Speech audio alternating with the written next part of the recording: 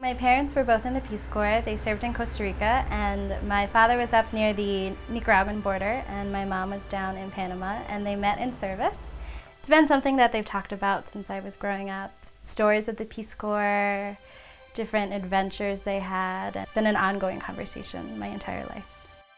And when the time came that I could apply for Peace Corps, I definitely jumped at the chance. I waited for about 15 minutes just staring at the envelope, and then when I opened it and read it and it said, "Congratulations, you've been accepted to Peace Corps Costa Rica," my mom started crying, I started jumping up and down and screaming, and I immediately called my father. In the Peace Corps, I am teaching English as a foreign language, and I divide my time between 4 primary schools run by the Ministry of Education. And in my spare time, I teach private English courses, tutoring, and I've just recently started an English course for indigenous coffee pickers from Panama and also Nicaragua.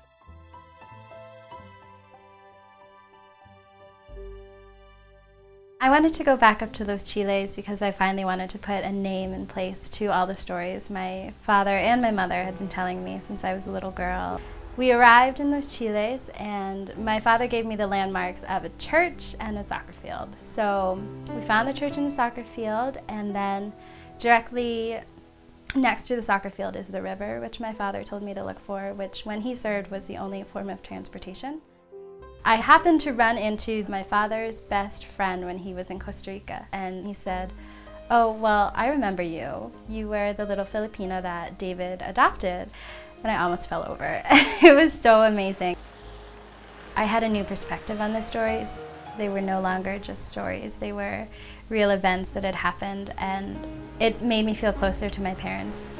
So I went up to Los Chiles a couple weeks ago, and I ran into Chico. Chico emailed you, Dad. I know that, right?